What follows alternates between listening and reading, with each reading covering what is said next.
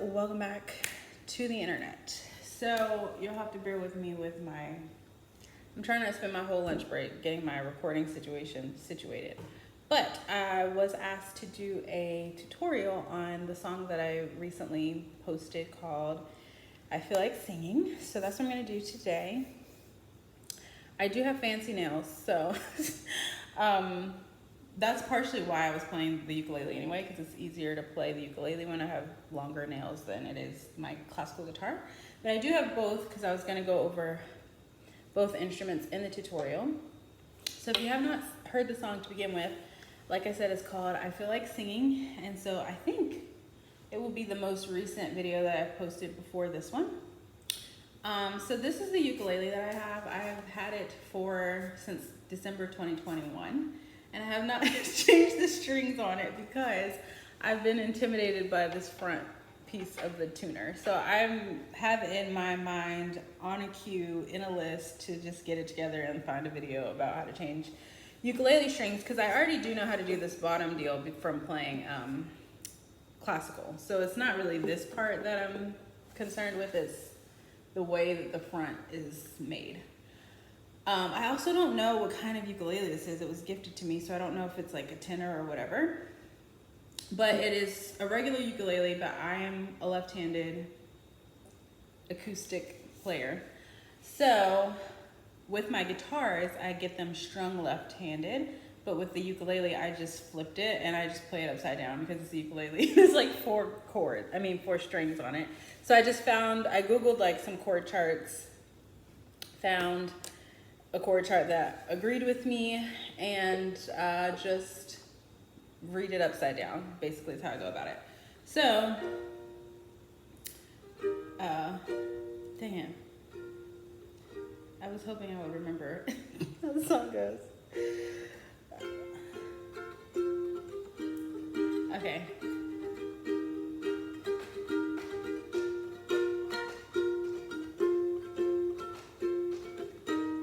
Okay, because I'm self-taught, obviously, like I just said, I Googled stuff and figured it out. So, but I do want to help. So, the chord progression is very simple. All of my chord progressions tend to be very simple because of my skill level, but I actually have come to terms with it for this very reason, because I feel like I want my songs to be approachable to people in their everyday lives.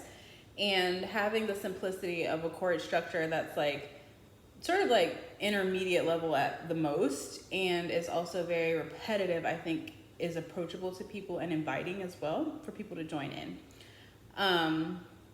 So that being said, the way that the song goes is I have my capo on the 3rd fret, as you can see here. 3rd fret. And so the first note is a C chord. I think there's probably more than one way to do it, but according to the chord chart for ukulele that I found on the internet, it's just this one string to the far end. Like I said, I'm a lefty, so this is a left-handed tutorial. So if you are right-handed, just kind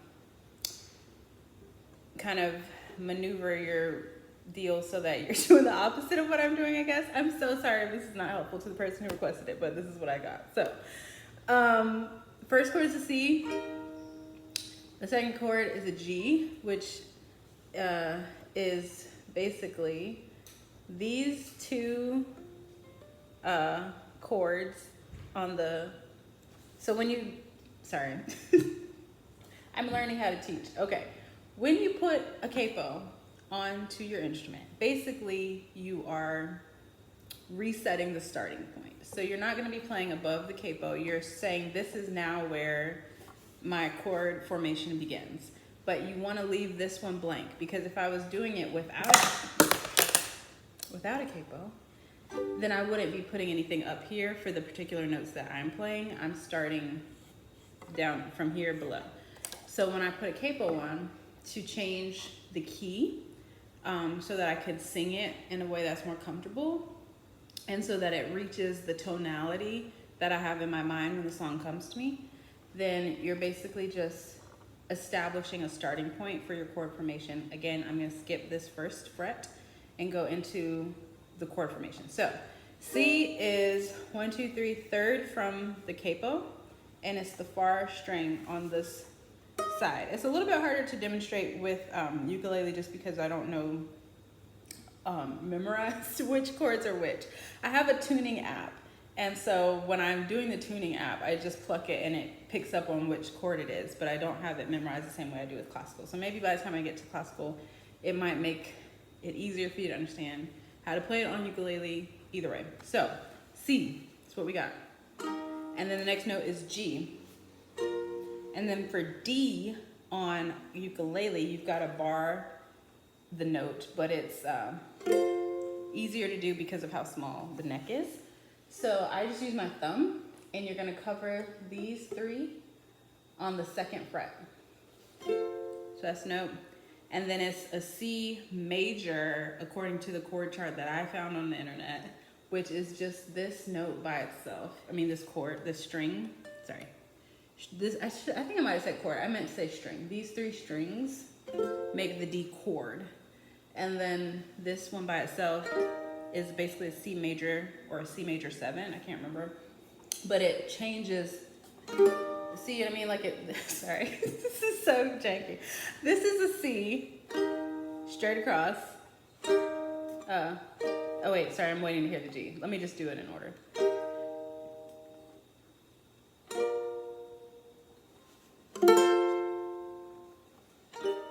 So it slightly changes that C when you come back around to it. So that's what I do the whole time. At the end, I do tend to go to a G to close, to give the song a feeling of closure, but you don't have to do it that way. So then for the strum pattern, basically I tend to think a little bit like in terms of percussion when I strum, and I think it might be because one of the main people that taught me how to play guitar and how to like pick and strum when I was younger, and by younger I mean like in my 20s, was a percussionist. It was a drummer that I knew, but he also played like other instruments, obviously. So when he was teaching me how to do guitar, it was very rhythmic. So that's how I learned, and that's also what I hear and what it feels, what the songs that I write tend to feel like. I'm a folk songwriter, and I really love like indie folk music and acoustic and like Americana, country type music. So anything that feels like you're traveling as you listen to the song. So that shows up in the way that I choose to strum. But if that's not really how you play, or you find it difficult, you can always start out with just stripping the song down to the basic chords. So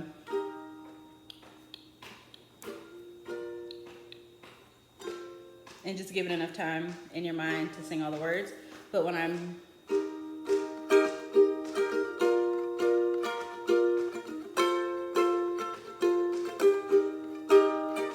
so you can't really see my second hand, but here's what I'm doing. Up strums sound different, and they also give a little bit of lift to the song and variation that accomplishes some of that percussion sound. So what I'm doing is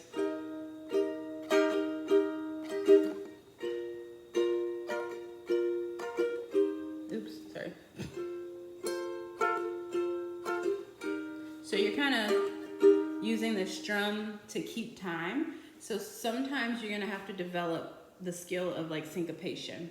You can't see my feet obviously right now, but I'm like keeping the basic time with my foot, and then I'm filling in the in-betweens with the strum, and then I'm also singing the melody, which kind of like weaves into everything. So how does the song have the word? What are the words to the song? Okay, so, and like I said, when you're figuring it out,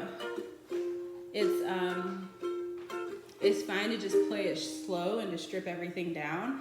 I noticed about myself that once I write a song and I figure out how it goes, because I was for a really long time self-conscious about how basic my songs were and like using the same chords over and over and over again, I tended to like speed everything up to try to give it like more excitement and dynamic and variation. But until you actually feel comfortable changing among everything, and for the person who suggested or who asked for this video, I think you already play ukulele, so maybe all of this is, you know, you don't even need all this. But this is how the song goes. The progression is C, G, D, C major 7, C.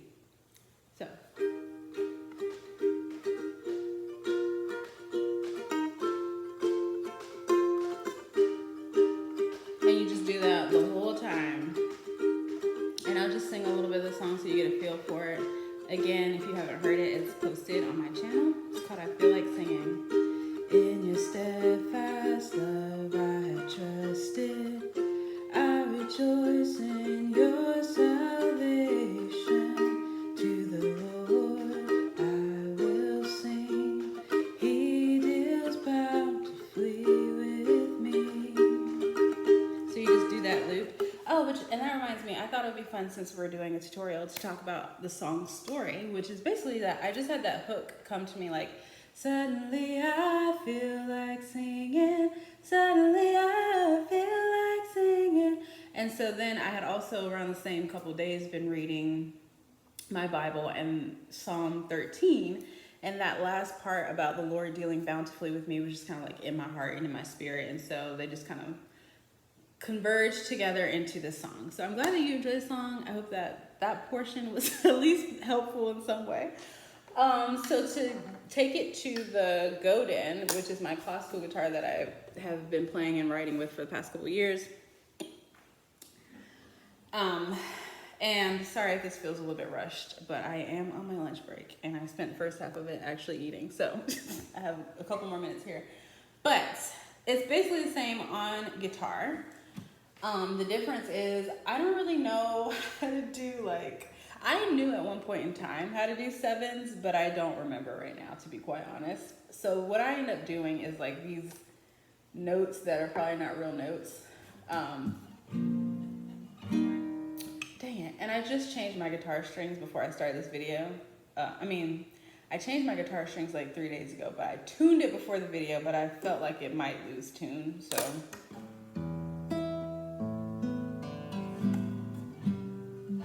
I think it's close enough. All right, so what we're gonna do, capo 3, hit it. So the notes are the same, with the exception of C major 7. It sounds pretty much the same, but I just do like a fake C.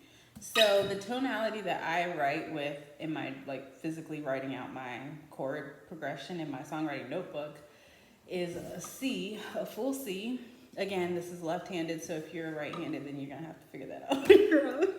But this is a C, and then it's like a mix between an A minor and like some kind of 7 jazz deal. But basically you just lift up the last finger that completes that chord. Wait, that's not what comes next, sorry. It's C, then it's G, then it's D, and then it's that like half,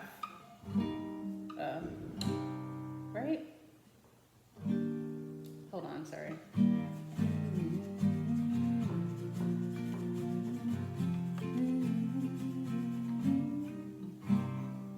Yeah, so it's like a kind of A minor, like an incomplete C note. Okay, so that's how the song goes, guys. I do the same strum on either instrument. And this chord that I can't really communicate effectively is the thing that gives it that sort of continuous feel and lets it be an effective loop that doesn't feel redundant. So you can just play the song through that whole way, or if you want a feeling of closure, I'll do the second verse, and then typically it's kind of like double Dutch. You got to find an entry point, and then you also got to find an exit point. So if you want to feel closure in the song, find a place to play a G instead of this. But you can also just leave it to we'll be back to this later, So, so it goes like this. What's the second part? Oh, the other part about how I wrote the song. Sorry, this is all over the place. So yes, I wrote the song because I had that hook come to me and I was reading that one scripture, but I used verbatim for the first verse of my song, first stanza. I used Psalm 13, verse 5 and 6, some parts of it verbatim. And then the second part, I actually just went through and found a bunch of translations of that same scripture and used the different phrases of those scriptures to produce the second verse of the song, which I'm gonna sing for you right now. So, excuse me. I trusted in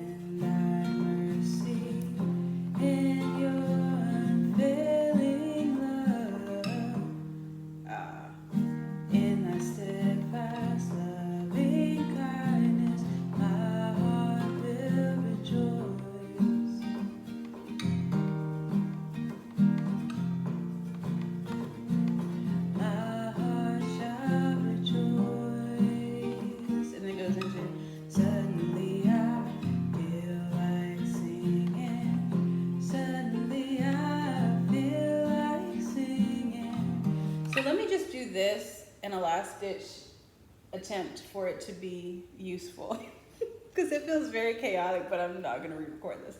So if my in progress musician skills are not helpful to you at all, just listen for the melody of the song and then learn just for like a hot second to play by ear, and I'm sure you can figure it out. So I'm gonna strip it down just so you get a really clear picture, I guess, of the melody. And then when you figure it out, please make a video and then at me in the video, either on YouTube, I think you can do that, or if you want to leave a link under this video, I would love to see how you play the song. I'm also on Instagram at Rebecca Lenora. So here we go. Like I said, it's my lunch break. I literally just had like chicken and salsa and tortilla chips, but I care about you guys. So here we go. What are the words though? In thy steadfast love I have trusted. I rejoice in your salvation. To the Lord I will sing.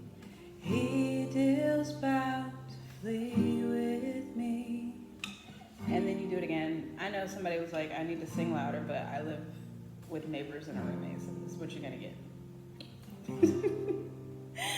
So, I have trusted in thy mercy, in your unfailing love, in thy steadfast loving kindness, my heart shall rejoice.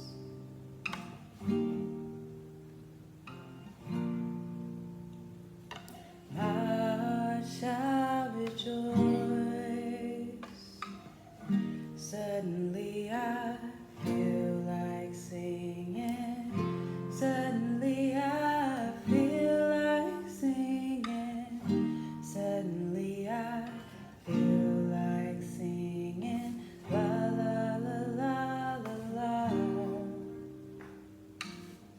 Suddenly I feel like dancing. Suddenly I feel like dancing. Suddenly I feel like dancing. Oh, hallelujah. La la la la la la. La la la la la la. La la la la la la. La la la la la. So that's how you can kind of just like close it out with a G. Also, just have fun with the la-las and have fun with the song, have fun in your life. I hope you guys enjoy this video. I'll be back to sing to you soon. Bye.